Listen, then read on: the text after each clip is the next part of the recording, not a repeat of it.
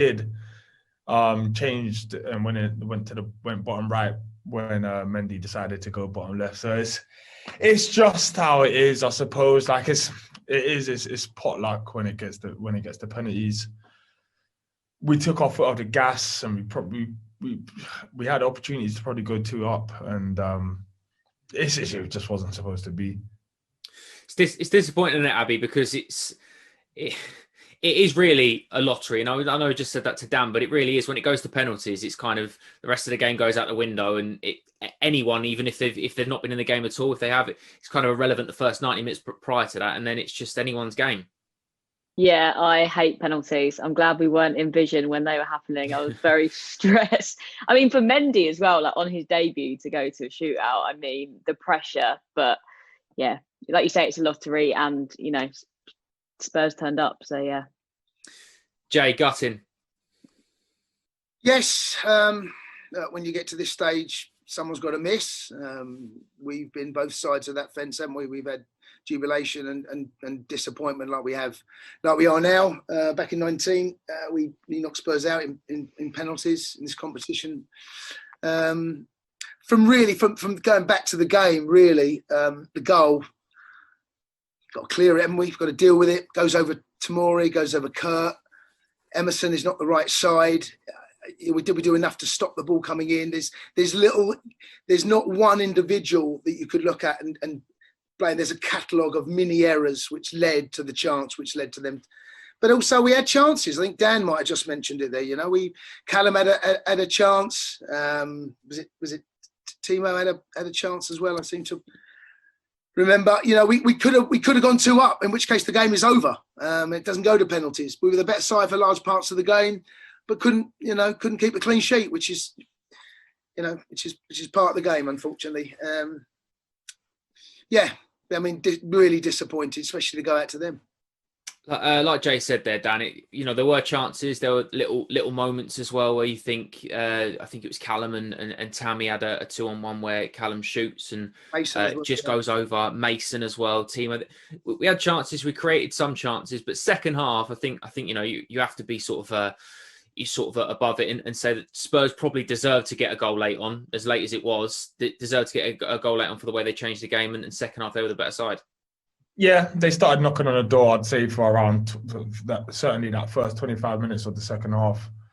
But I felt like after that, and we soaked up a little bit of the pressure, we started to turn the screw a little bit ourselves.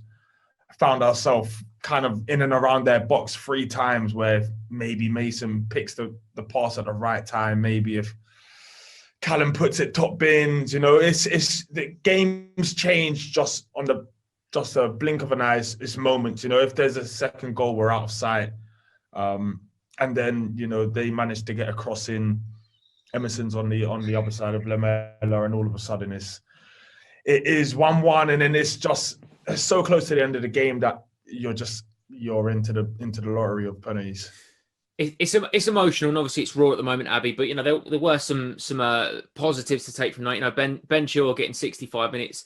It's good to build up minutes to get his first start for Chelsea, and he played very well. Yeah, he played really well, and I think Mendy absolutely had his moments as well. I thought Tomori played really well as well, actually, at points. So there's definitely positives that we can take from this, even though we all feel a bit down right now. There's another one, Jay. Like Abby said there, Mendy and Chilwell and Tomori all, I think, done well tonight. But Timo Werner as well, getting his first goal for Chelsea, that'll be a weight off his shoulders and something you can take into Saturday. Yeah, no question. As a striker, you want to get that first goal for your side as soon as you sign, especially for the money and the reputation he has come with. He's got that. Now he needs to get the bread and butter goals, if you like, the league goals. This is Carabao Cup. We're out now. That's gone. It's going to be at the weekend. Can he get off the mark in Premier League goals? Because that's how strikers are really judged. Cup goals are a bonus. That's the way I see it for strikers. What you really judge top strikers on is how many league goals they get, how many goals you get, which gives your side the points, which can climb the table. And it's going to be a tough game on at the weekend. It's the early kickoff on Saturday. With Ads are going to have a rest because a lot of them look dead on their feet towards the end there. I thought Mason ran himself into the ground. A lot of the boys there, Callum as well, looked really tired towards the end, last 10 minutes or so, and maybe a bit of fatigue led to one of the reasons why they did get back into it, Spurs. So we've got to put this behind us.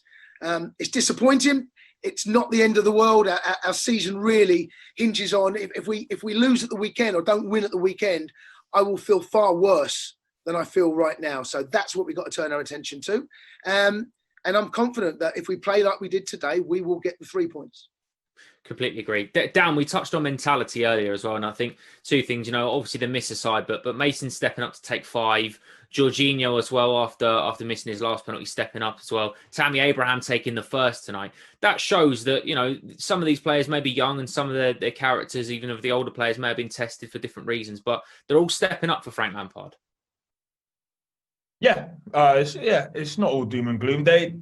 We did show a lot of character, and as you said, there was a lot of pressure on Tammy, a lot of pressure on Jorginho having missed before. There was a lot of pressure on Mason. Obviously, he didn't put it away, but he's shown that he's got a lot of character anyway. I'm not worried personally for Mason Mount and how this is gonna sit in his head and give him some demons. I feel like he has been a very important player for us. I was surprised he did the 90 minutes as well, because I feel like he's played a lot of football. I was wondering, I know he's young, I was wondering if he will start to get tired at any point, just in terms of playing a lot of minutes. So I thought he would actually come off at half-time or come off at around 60. But yeah, look, we've shown character.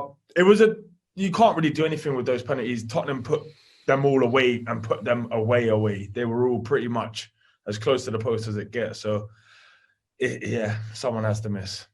Yeah, they're very good penalties, and when it gets that far, that's a disappointing thing. We're all disappointed, but I think, like Jason said, Abby, Saturday's the real test. This is a cup game. It'd have been a bonus to go through. It's not nice to go out, especially not nice to go out to. We've gone out to, but Saturday's the important one, and certainly there shouldn't be any downheads from tonight. It's a case of focusing now on the weekend.